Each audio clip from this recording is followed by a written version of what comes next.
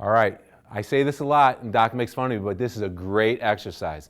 All right, we're gonna do a dumbbell squat. We're gonna give you 2 versions, and if you don't do this one, you're crazy, because it is a foundational exercise that hits the hot spots where your massive amounts of muscles are in your lower body. It works your heart rate, it works your core. It might be the top exercise out of all the videos that we put out. So watch this video and really try to master it. Start out nice and light and conservative. I'm trying to impress Doc here, so I'm gonna go 60s. We're gonna show you 2 options. Now, I was just joking a little bit. With exercises like this, you really don't wanna try and impress anybody. You wanna go nice and light and make sure that you get your form and technique down first. If you get more than 15 reps, then add weight the second time.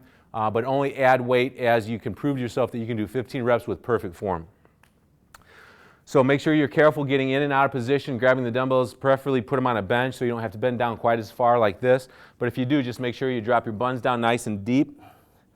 Now to bring them up to your shoulders, you're going to want to use a little momentum and swing them. Keep your elbows pinned nice and tight to your side. Now for this exercise here, I think you can rest the back dumbbell head on the shoulder just a little bit. Feet shoulder width apart. Tighten up the core, down, breathing in. Palms slightly facing in like this makes the dumbbells fit a little bit more comfortably. Let my shoulder do a little bit of the work so I can focus a little bit more on my legs. Down, breathing in. Nice and deep, deeper than parallel. Let your hamstrings and glutes and muscles on the backside get activated. Down, breathing in. So this is pretty heavy. That's only 3 reps, but I want to bring them down here and show you your second option.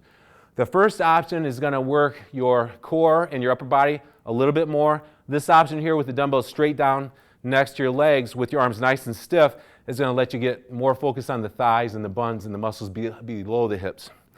Down, breathing in. Now, you never want to bend down with your lower back nice and flat.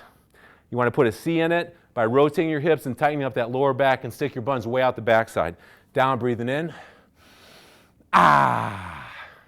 Breathing is important on all exercises, but in particular on this exercise here when you're pushing really heavy weight. Down, breathing in. Breathing in. Push your buns back behind you. Your weight's going through your heels. Down, breathing in.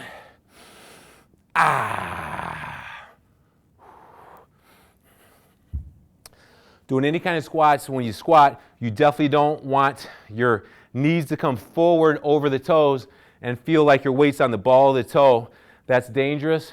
You got to initiate the descent by driving your hips back and coming down, keeping the knees well behind the toes so the weight's going right through the heels. There you go. There's one of your king or queen exercises that you need to do. It's the dumbbell squat, 2 versions. All right, this, like Darren said, is just an absolutely phenomenal exercise. I really think it is one of the top exercises, and I'll tell you why. It's not obviously intuitive, but we're obviously going to be strengthening the lower leg muscles when we do this.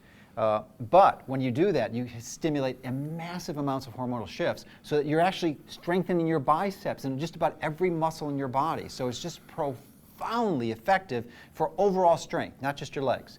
But in addition to that, the reason why I think it's such a phenomenal exercise is that I'm going to go anaerobic, and this is the reason why I'm talking now, because by the time I finish this, I will not be able to talk. I'll be basically just gasping for breath because it just takes so much energy to do this. And I try to do this in almost every strength training exercise or session that I have. At least one movement or 2 like this.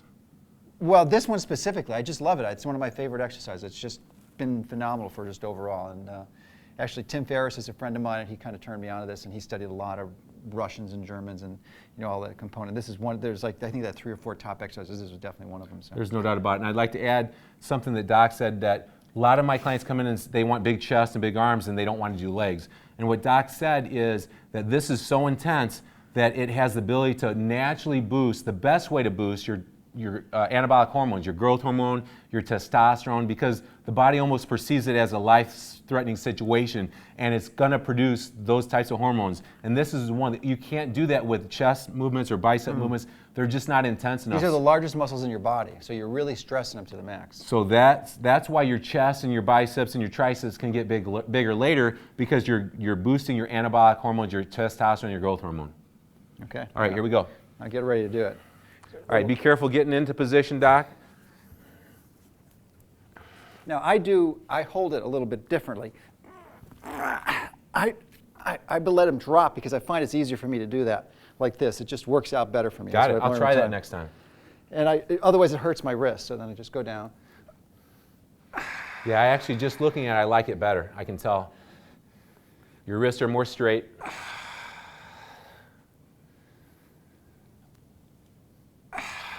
Very good.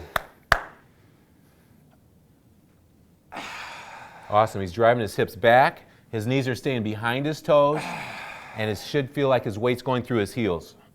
If you feel like your weight's going towards the balls of the toes, you're not initiating your hips back far enough. Excellent. All right, Doc, come on. Let's get a good set in here now. Let's finish it up here with 4 more good ones. That's 1. And 2. And 3, good. And 4. Attaboy.